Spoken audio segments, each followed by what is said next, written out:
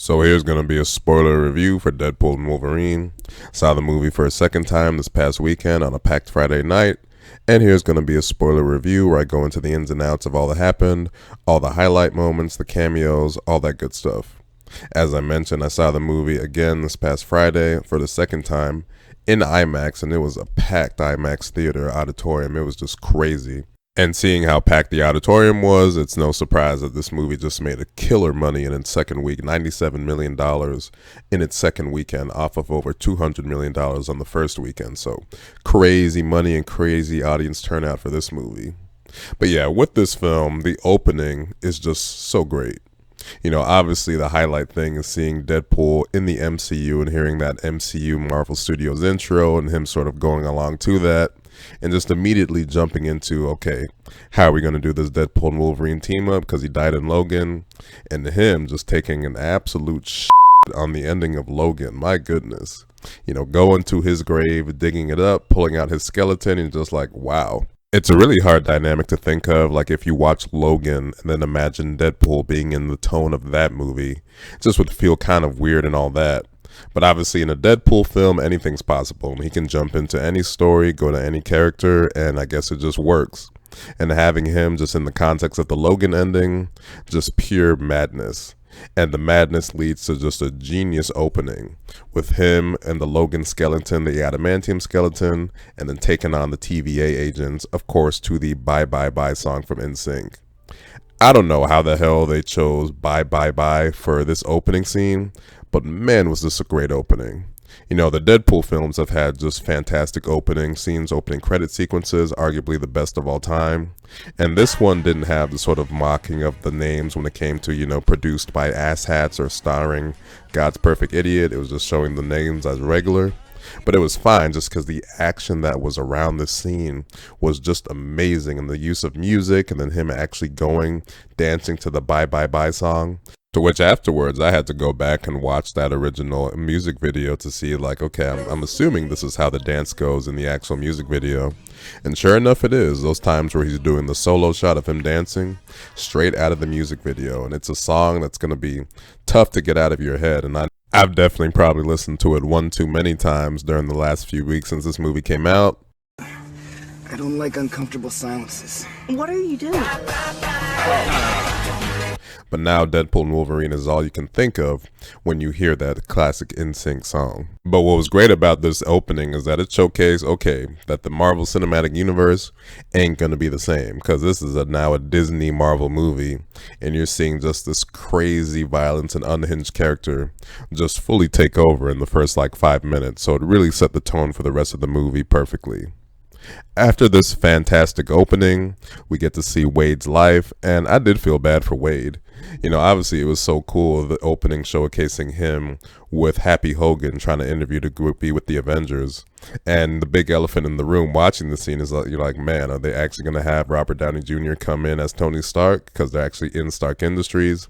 Now, watching the movie the second time, it's kind of awkward because since then, we've had the news since that Robert Downey Jr. is coming back as Dr. Doom. And then actually, obviously in the movie, Wade Wilson is all like, you know, does RDJ not do cameos anymore? But then you think about it, it's like, oh man, I heard people in the back of the auditorium saying Doom, Doom, Doom. So now that adds some interesting context when you go back and rewatch the scene, given how we know Robert Downey Jr.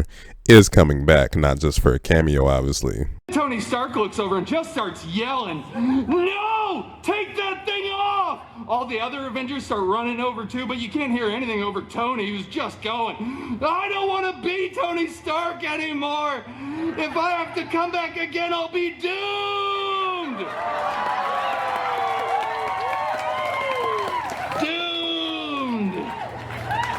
Yeah, I know some of you are clapping and don't get the joke. Get on the internet.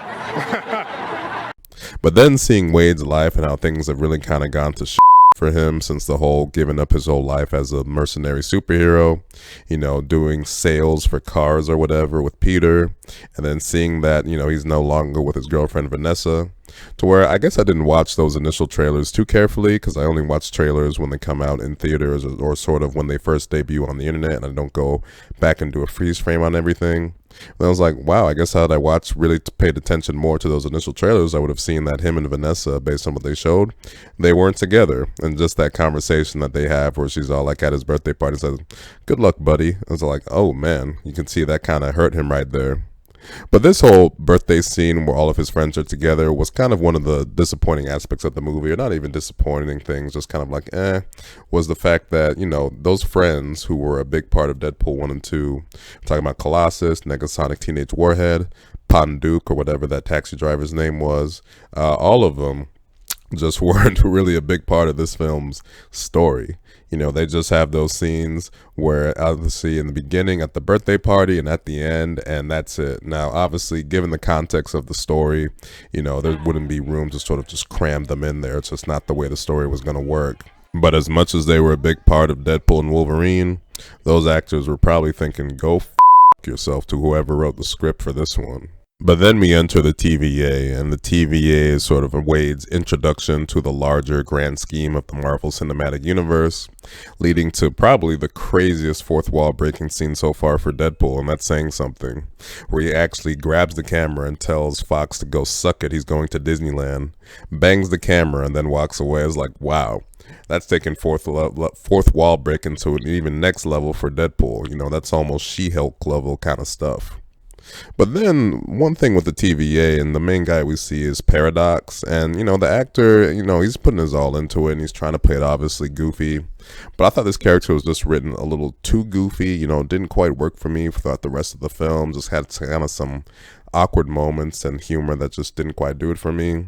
And this plot setup was just really kind of bad in terms of the grand villainous scheme here, to where it's like, how stupid do you have to be to say, hey, I'm going to bring you here, I'm going to tell you that I'm going to slap your universe, I'm going to tell you how I'm going to do it, and then, yeah, you're just going to be okay with it. And you should know that when you're dealing with something with Deadpool, this guy's kind of unhinged. That's not really going to work. So I get it's a Deadpool movie and things are supposed to be a little ridiculous, but this whole plot setup plus this TVA agent Paradox didn't really work for me much throughout the whole film. But eventually he escapes, and then we get the Wolverine montage scene. This scene was so goddamn cool because it was so unexpected. You know, seeing the different variants of Wolverine compared to the main version we've seen in the previous X-Men films. You know, getting that comic book short accurate Wolverine, which shows that how ridiculous it would be to actually get a Wolverine that's like, you know, 5 foot or whatever. That just doesn't really work that well for a movie. But that was just fun seeing Hugh Jackman's Wolverine in sort of these different variants and these different sort of comic book iconic moments. You know, the ones that I definitely recognize was the one where he was being crucified on the X cross, that famous cover. It's a beautiful scene the way that was done. And then going back and seeing that, oh, some of this other stuff, like him in the tuxedo with the eye patch, and then him about to fight the Hulk, those were iconic covers right there.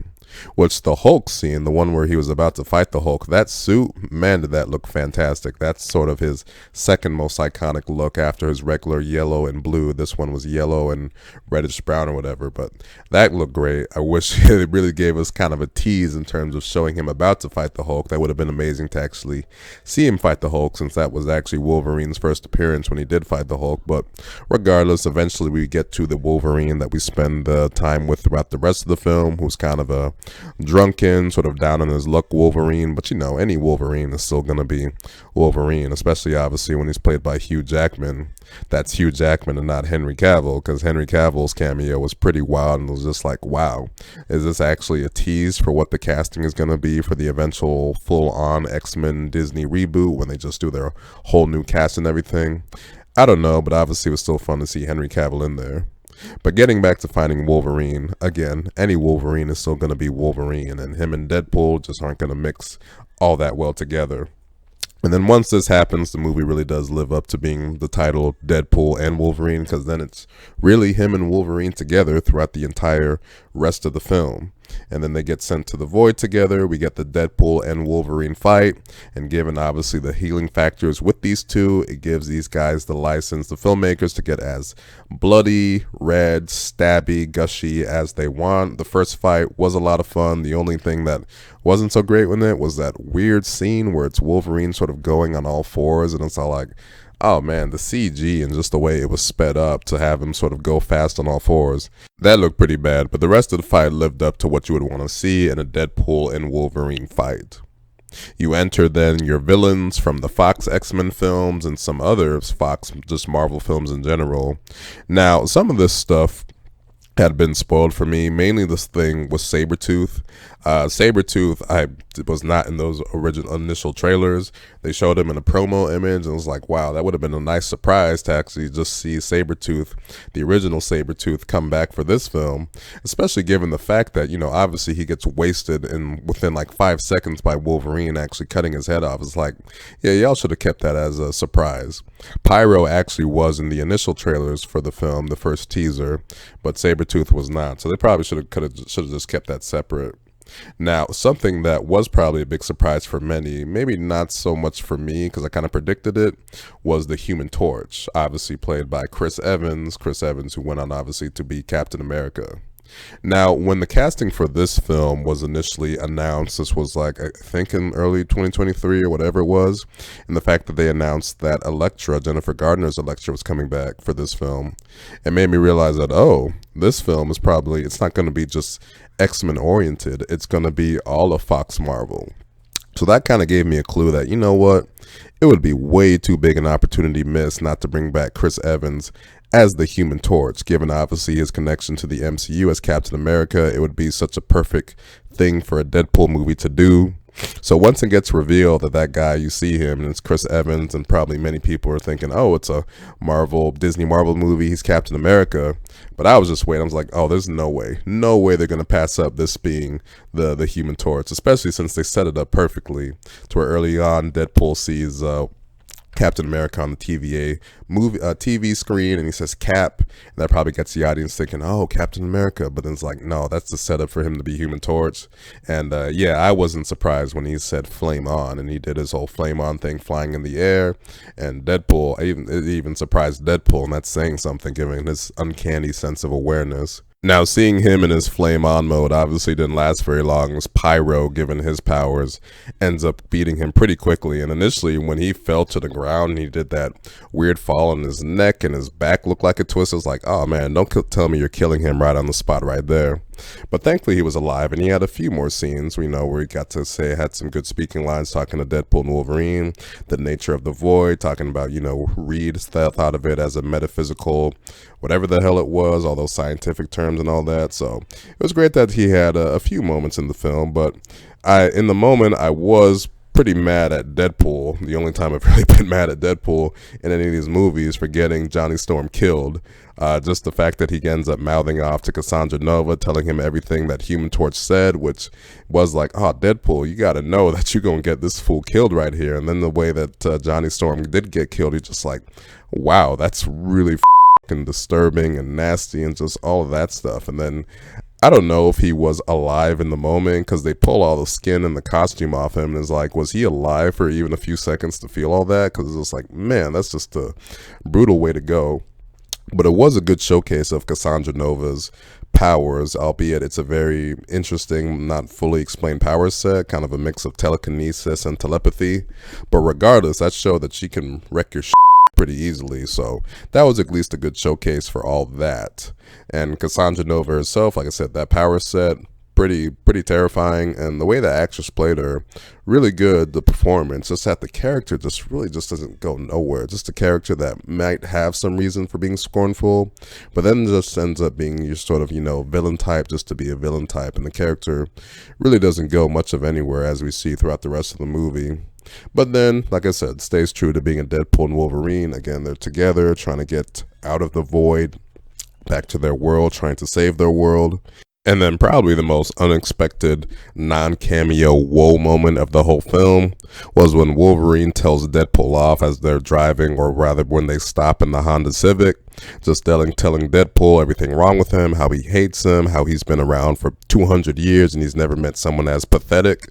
And, Deadpool, and this was kind of an amazing reaction that you could just tell based on the eyes and the body language, was just like, whoa, and kind of sad. And it was like when he says, "I'm gonna fight you now," you really felt it. Like, yeah, them's real fighting words right there.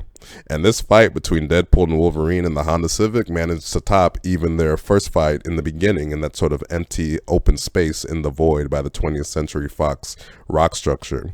Obviously, it was a unique sort of location to have a fight like this in a Honda Civic, but man, just the viciousness and just the setup from Wolverine and the way he was talking to Deadpool was great. And I should mention that this was probably Hugh Jackman's best moment of the entire movie. Just his acting, the rage, the fury that you heard when he was telling Deadpool all this stuff, fantastic, and really set the tone for that fight.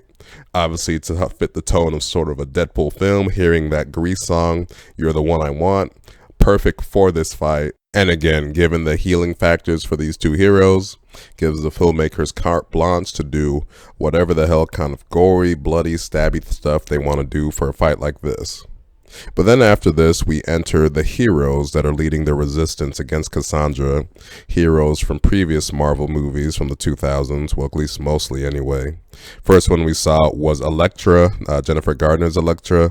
Now, this is something that, like I mentioned, the casting for her, I don't know if it just leaked or it just gotten out unintentionally, that she was coming back for Deadpool and Wolverine. And that kind of gave me the clue that, okay, this is going to be all of Fox Marvel, hence why I thought Chris Evans was always going to return as Human Torch in this. But we saw her, when we see her, initially it was her costume was kind of darkened. It was like, she looks more like the Elektra from the Daredevil film rather than her solo Elektra film when it came to the red outfit. But then we end up seeing that it's kind of a hybrid of the two. It's got some blacker, dark hues, but it does still have some red in it. So it does it's a nice combination of both of her costumes from that film. But Jennifer Garner, still looks great. Still looks great in the role. Had the katanas, had the figure, everything. Because she was hot as hell in those first two films that she was in, Daredevil and Elektra. Then we enter Blade, and this is something that, had you given me 50 guesses, I would not guess Wesley Snipes coming back as Blade. When I went and I did my Marvel Fox movie marathon before this film, I had to look just to double check to see if Blade was a Fox movie, just because they did have a few of those properties in there. But it was like, no, it wasn't. It was New Line Cinema. So I definitely did not expect to see Wesley Snipes Blade in this. But given what this movie was about, it fit perfectly to have him back in there. And great, just because I said it was so goddamn unexpected. But the most unexpected thing by far was seeing Channing Tatum and Gambit. I remember when there was talks about there being a Channing Tatum Gambit spinoff film, but it just never got off the ground for whatever reason. And when he stepped out of there and just like doing his thing, the look, like the accent, was like, wow, definitely him and Wesley Snipes. I would not have guessed if he had given me 50 guesses that these two were going to be in there. And then we see Laura, X-23, Logan's daughter from Logan. This, unfortunately, was not a surprise because one of the final trailer for this film, Deadpool and Wolverine, came out like a week before the movie came out. And I did not watch it because I'm all like, oh my goodness, a final trailer a week before the movie? I don't think so. But then, of course, you have heads on YouTube trying to get clickbait by posting the image of her in the trailer, before, just trying to get people to watch the video. And I saw it, I was like, God damn it, why would you show that before the movie is about to come out? Like I said, literally a week before it comes out. My guess is that it was done so that the actress Daphne Keane could go to the premiere and everyone wouldn't have a raised eyebrow like, why are you going to the premiere? Obviously, had she gone to the premiere and the trailer hadn't come out, people would be like, oh, okay, I'm probably guessing Laura, X-23, is going to be in this film. So I'm guessing that's why it was done. I just wish he hadn't seen the image, those images of her coming, just because it would have been such an amazing surprise. Now, I probably could have guessed it as the movie was going along, given how it does telegraph a few things. When it showed her in the footage, the ending from Logan at the TVA, it would have made me think, well, the only reason you would really show that is if she was going to be in the movie later. So yeah, that's why on the opening night when she came out, there wasn't really a or gasp or applaud when she came, just because people were expecting it based on how they showed her in the trailer, unlike all the other stuff like Elektra, Blade, and Gambit. But regardless, it was cool to see her again. Now, why Laura was in the void is a different story and kind of a plot hole, just because she's from the universe Deadpool is in, and that universe hadn't been destroyed yet, and she hadn't got erased from any timeline, just because that was the revised timeline, and that kind of leads to some more plot hole issues that I'm going to get into later. Like I said, why she was in the void, I don't know, but regardless, she's there in the void, and she did have that great scene with Wolverine, and she did have kind of a sort of badass moment speaking when she told Logan he was about to interrupt her, and she said, "I wasn't finished." It's like, oh damn, this definitely is Wolverine's daughter right here. But that was a great scene with Wolverine to sort of get him back in the spirit of things and make him realize, okay, maybe I do have to do this hero thing, and maybe I can redeem himself. Now, on the way for all of these heroes to fight Cassandra Nova in the car was arguably the best meta joke of the entire film, and that's saying something for this film, where they grab Punishers, well, one of the Punishers cannon thing, missile launchers or whatever, is saying how Deadpool's like, well, there's been like 5 Punishers, which I don't think that's true. There's been like 4 of them. There was Dolph Lundgren from the 80s film, Thomas Jane from the 2004 film, Ray Winston from Punisher Warzone in 2008, and John Berthel, who's the Punisher in the Netflix shows and is going to be in the actual upcoming Deadpool Born Again. But regardless, when the Deadpool says, oh, there's been like 5 Punishers, and Blade is all like, well, there's one Blade, and there's only ever going to be one Blade. And Deadpool just looks at the camera. It's just like, wow. Because the reason this cuts so deep is the fact that, it's been sort of one of Marvel's sort of big stories in the last like year or so, just how they cannot get that Blade movie off the ground. They announced Mahershala Ali's casting back in 2019, and they just have not made any significant process on that filming. No shooting, so many delays, so many director firings or whatever. Yeah, just a lot of issues with that film. So that was kind of an amazing moment right there, just to be like, wow. It almost makes you think, has all the trouble with the Blade movie been intentional so that moment would cut so deep? But then eventually they get to the fight with Cassandra Nova, and you have some great fighting action, a lot of R-rated violence in terms of people just exploding, blood everywhere, stabbing, all of that kind of great stuff. Eventually they get to Cassandra Nova. She does have a great scene with Wolverine as she's going into his mind. Now, why when she went into his mind there was some flashes of stuff from the previous X-Men films, I'm not sure why, because like I said, this is a different Wolverine who wasn't a part of those other X-Men films. But anyway, she goes into his mind, and there was just some great moments, some great dialogue in terms of Wolverine having retrospective on her life, Cassandra Nova doing her mind and manipulation thing. Good stuff there. But eventually, she gets shot by Pyro. But Wolverine and his moral compass and her relationship to Charles, that was another great scene. Just Wolverine being like, no, I'm not going to let you die just because you're Charles' sister, and he would not want me to stand here and watch you die. But then when she revealed that portal, she had the Doctor Strange sort of ring thing. And this was kind of interesting because it made you think like, Cassandra, it made you think that, oh, she's had kind of a change in heart in terms of all of this stuff going down, and maybe the character was going to go into an interesting direction. No, not really, but I'll get into that later. But she takes out the Doctor Strange ring and lets them jump into the portal before Alioth comes and destroys or eats up everything. Now, this was another kind of weird thing because we see Alioth and it goes into the base, the whole Ant-Man skeleton head base thing, and it's eating up everything. But she's just like, well, wait a minute, what happened to those other heroes? We saw what happened to Laura. Somehow she made it out when she was at the ending scene. But then what exactly happened with Blade, Elektra, and Gambit? Did they get to go back to their original worlds where they're from? Did they get eaten by Alioth? Another kind of, I don't know if you call it plot hole, but this was clearly not resolved in a satisfactory way.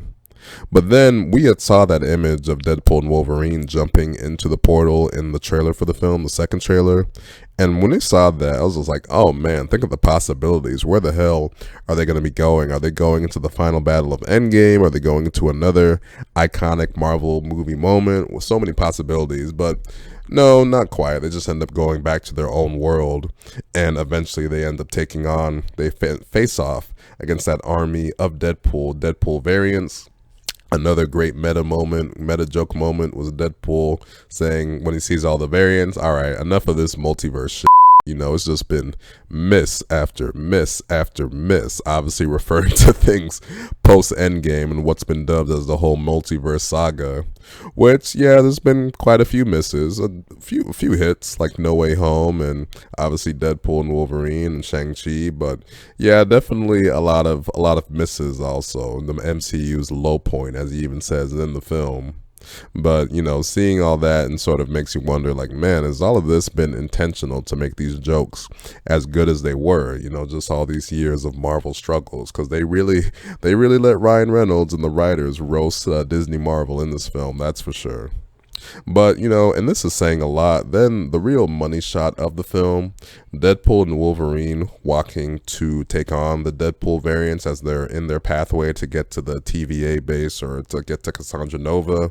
Why these Deadpool variants were working for Cassandra Nova, I'd have to go back and watch the film again. I wasn't too sure, but regardless, they're standing in their way. And again, the money shot of the film, and this is really saying something, was when Wolverine pulls down that mask after they're done with their slow-mo walk scene. And obviously this is something that's been a long time coming, you know, seeing Wolverine not only in the yellow suit, which obviously the trailers showed that, and he's in the yellow suit for the majority of the film, but then pulling down that mask was the final piece, the iconic Wolverine pointy eye mask, just to give him that really just like wow kind of look. And when he pulls it on, it looks intimidating. Actually, it looks really more intimidating than anything that Batman's looked like in his films, because he looks scary, he looks gruff, and it looked just amazing. And thankfully none of the trailers showcase this when he actually puts on the mask. The promotional images showcase this and some of the toys, but as long as we didn't see it in the trailers, it was always going to be something to really look forward to in this film. And obviously seeing them doing their thing, Deadpool and Wolverine teaming up, taking on the Deadpools, again, given the healing factor, they just get as bloody, gushy, and whatever the hell they want to do throughout this sequence, and the Madonna song that plays Like a Prayer. Again, odd song choice, but for a Deadpool movie, somehow it works. Great scene, but the only thing that was kind of like about is the fact that, oh, well, what they did really didn't mean anything, because all of those Deadpools weren't like the nice pool that we saw, who was just like a pretty boy Ryan Reynolds kind of look. They could regenerate it, and so they just end up getting up, and it's like, okay. But eventually, you know, Peter comes in, sort of distracts them, and then they go to fight or take on Cassandra Nova for the last time. And as I mentioned, Cassandra Nova, the character really just didn't go anywhere all that interesting. You know, she just wanted to be like, all right, you know, I'm going to destroy everything until all that's left is the void, using a thing called a time ripper machine, where she's going to grab the machine, destroy all the timelines. So obviously the stakes were pretty damn big here, especially for a Deadpool film. She goes to do her thing. Eventually Deadpool and Wolverine, they want to fight over who's the one that's going to make the sacrifice. Wolverine having the motivation that, look, my world, I've got nothing left, let me do this. But then Deadpool wants to do it. I'm not sure why Deadpool, I guess the reason Deadpool wanted to do it was to maybe he finally had the change of heart when it came to selflessness, in terms of sort of going into what Happy Hogan told him at the beginning, that, you know, the Avengers don't do what they do because they need to. They do it because the world needs them. So that might have been Deadpool having his full-on Avengers moment. But eventually it's Deadpool and Wolverine teaming up together to sort of short-circuit the machine together. You got the Madonna song blasting, was sort of a cool sort of epic version of that song, and seeing them together, the flashbacks in their heads to show why they're doing what they're doing.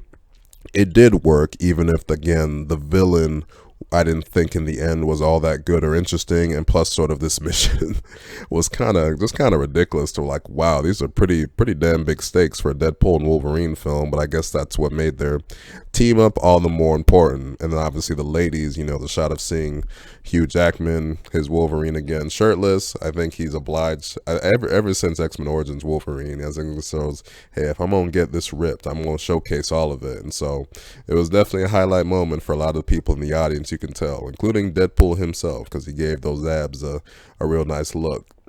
But obviously they beat Cassandra Nova, and this led to, I think, probably the worst moment of the whole film.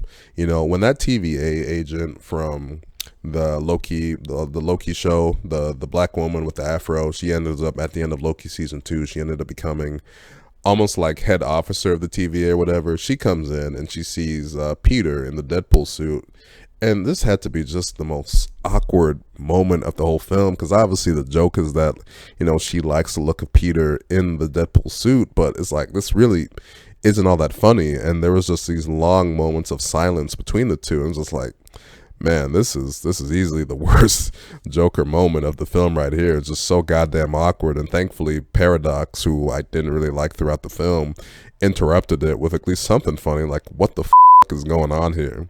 So thankfully that ends and all of that is done with and whatever. A lot of the TVA stuff I wasn't, as I talked about in my original review, I wasn't crazy about here.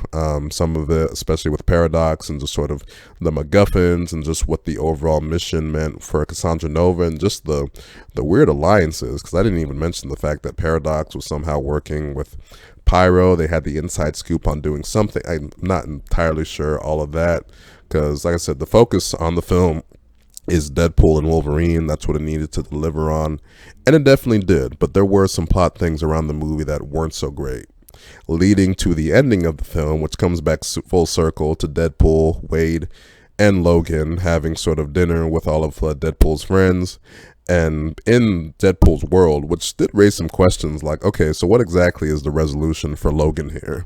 Because this Wolverine isn't from the world that Deadpool's in, the universe. He's from another universe that didn't get destroyed, but I guess his friends just got, most of his X-Men friends, I'm assuming, were killed in some tragic accident he talks about. So I was all like, is this Wolverine just going to stay in this universe? Because this brings up a plot hole that I thought about. And it's like, yeah, that doesn't really make a whole lot of sense, is that this movie takes place in, I guess, real time in terms of year. It takes place in 2024, but Logan takes place in 2029. So in the context of this film, Logan has not happened yet.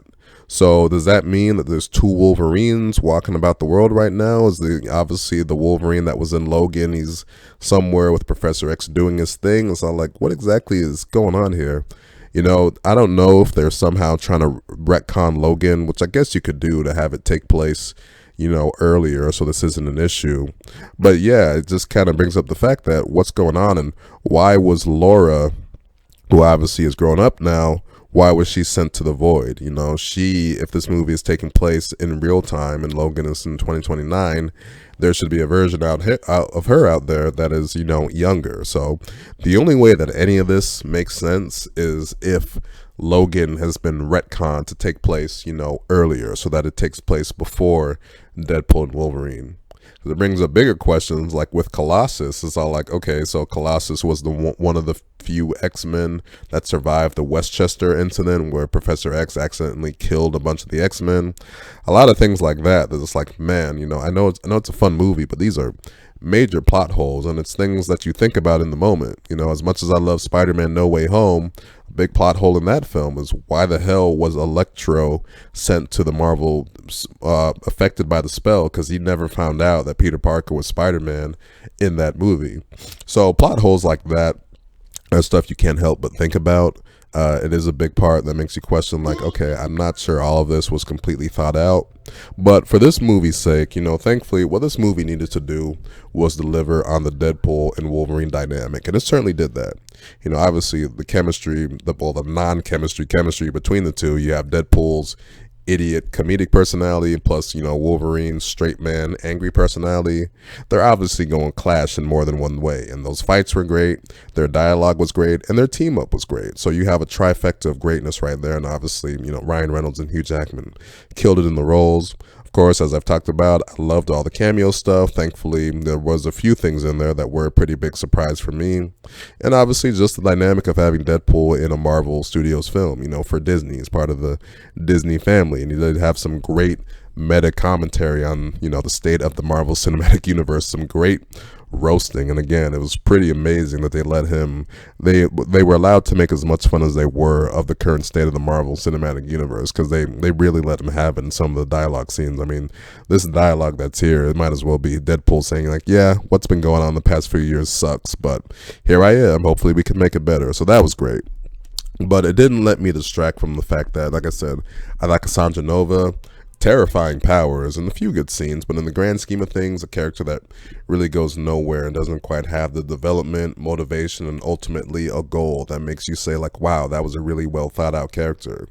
And again, those plot holes that are there that I mentioned when it came to what exactly is going on with Logan's timeline, the ultimate resolution for some of the characters, and as I talked about, what happened with Elektra, Blade, and Gambit. Did they get eaten by Alioth, or did they escape and get sent back to their own worlds by the TVA? Who knows with that? That stuff obviously wasn't great, but this was a movie that I had fun with. And actually, the second time that I watched it, I think I actually liked it a bit better. Because when you watch a movie like this for a first time, your mind is spinning in so many different directions in terms of, where's it going to go? What character is going to be there? Oh, is this person going to be in there? And you're just waiting till the end. And like, in some ways, potentially you could be disappointed. But then when you have that knowledge and you go back and watch it a second time, you're obviously able to appreciate it more as a film. And that's what I was able to do with this time around. I do feel justified in my original rating. When I went to watch it, the film that first time I came out of it, I was like, I'm kind of torn between 7.5 out of 10 and an 8 out of 10. And this is in the context of not seeing the Rotten Tomatoes score.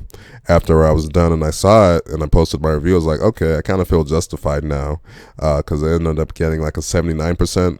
Very good score, but not like the 10 out of 10, 90+% that some people made the movie seem like it was. But I had as much fun as anybody with this film, with the stuff that I got right.